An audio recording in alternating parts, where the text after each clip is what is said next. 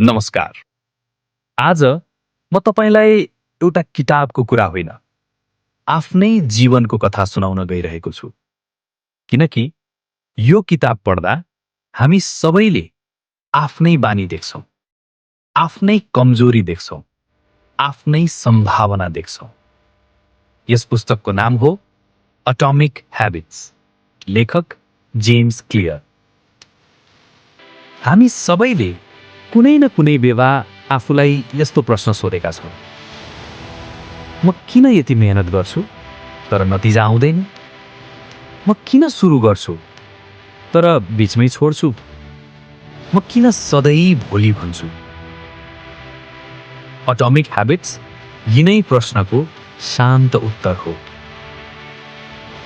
Atomic भन्नाले धेरै सानो, ह्याबिट्स भन्नाले दैनिक दोहोरिने काम। जेम्स क्लियर भन्छन्, सानो बानी सानो देखिन्छ तर कमजोर हुँदैन।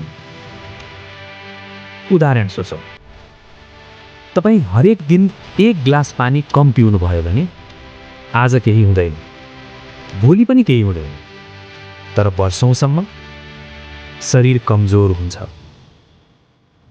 त्यसरी नै सानो राम्रो बानी आज नदेखिए पनि भविष्यमा जीवन बदल्छ। अब सोचौँ 1% सुधारको कुरा। मानौ तपाईँ विद्यार्थी हुनुहुन्छ, आज 3 घण्टा पढ्न सक्नुहुन्न। ठिक छ, तर यदि आज 5 मिनेट बढी पढ्नुभयो भने आज फरक देखिँदैन, तर 6 महिनापछि तपाईँ अरूभन्दा अगाडि हुनुहुन्छ। त्यसरी नै आज 10 रुपैयाँ बचत, आज एक स्किल प्र्याक्टिस, आज एक पेज पढाइ। सानो लाग्छ, तर समयसँगै त्यो पहाड बन्छ। सफलता एकैचोटि आउने चिज होइन, सफलता दैनिक जम्मा हुने बानी हो। अब सबैभन्दा गहिरो कुरा, पहिचान। धेरै मानिस भन्छन्, म चेन्ज हुन चाहन्छु, तर भित्रै मनले भन्छ, म त यस्तै मान्छे हुँ। उदाहरण, कुनै मान्छे एक्सर्साइज सुरु गर्छ, 2 दिन गर्छ, तेस्रो दिन छोड्छ। किन? किनकि ऊ भित्रैबाट आफूलाई एथलीट मानेको छैन। जेम्स क्लियर भन्छन्, पहिला बानी होइन, आफूलाई बदल्नुहोस्। म धनी बन्न चाहन्छु होइन, म पैसा जिम्मेवारीका साथ चलाउने मान्छे हुँ। म पढ्न चाहन्छु होइन, म सिक्ने मान्छे हुँ। जब तपाईँ आफूलाई नयाँ नाम दिनुहुन्छ, बानी त्यस नामसँग मिल्न थाल्छ।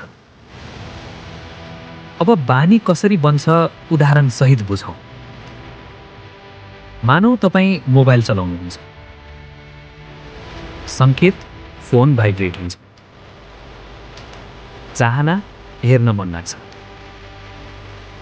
कार्य फोन खोल्नुहुन्छ, इनाम मेसेज लाइक भिडियो। दिमागले भन्छ, यो राम्रो छ, त्यसै भोलि पनि त्यही हुन्छ। बानी यसरी बन्छ र राम्रो बानी पनि यही तरिकाले हुन्छ।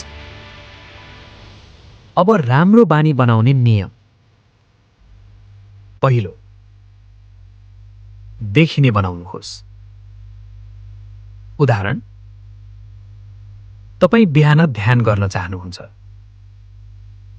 तर कुर्सी कुनामा छ, योगा म्याट राखिएको छैन, त्यसैले ध्यान हुँदैन। तर यदि म्याट आँखा अगाडि छ भने, कुर्सी तयार छ भने सङ्केत मिल्छ। इन्भाइरोन्मेन्ट तपाईँको बानीको सबैभन्दा ठुलो गुरु हो। दोस्रो, आकर्षक बनाउनुहोस्। उदाहरण, यदि तपाईँलाई म्युजिक मनपर्छ भने म्युजिक सुन्दै काम गर्नुहोस्। यदि कफी मनपर्छ भने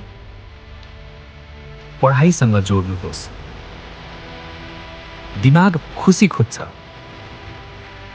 खुसीसँग जोडिएको बानी छोड्न मन लाग्दैन। तेस्रो,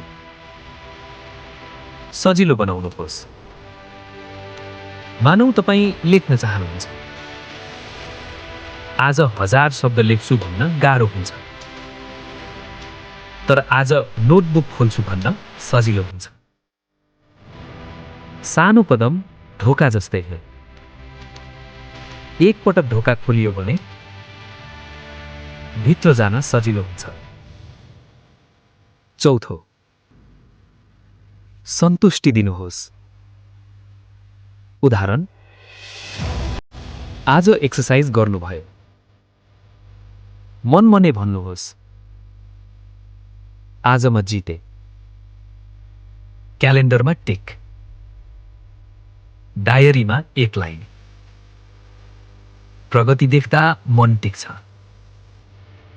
अब नराम्रो बानी। नराम्रो बानी तपाईँ कमजोर भएर हुँदैन। नराम्रो बानी गलत इन्भाइरोन्मेन्टबाट हुन्छ। उदाहरण, मोबाइल एडिक्सन। फोन हातमा छ भने चल्छ, फोन टाढा छ भने मन शान्त हुन्छ। समस्या तपाईँ होइन, समस्या तपाईको वरिपरि हो।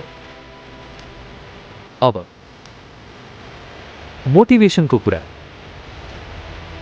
मोटिभेसन आज हुन्छ, भोलि हुँदैन। तर सिस्टम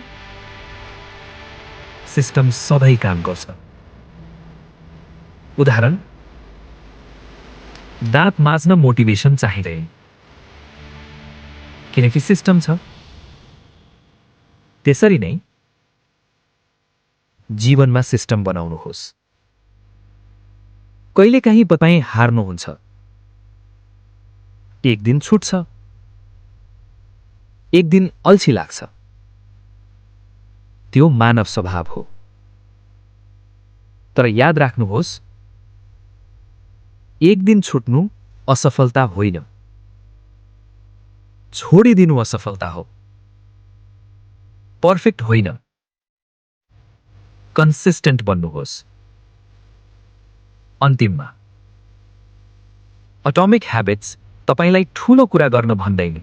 यसले भन्छ, आज सानो कुरा गर, आज 5 मिनेट, आज एक निर्णय, आज एक सही बानी।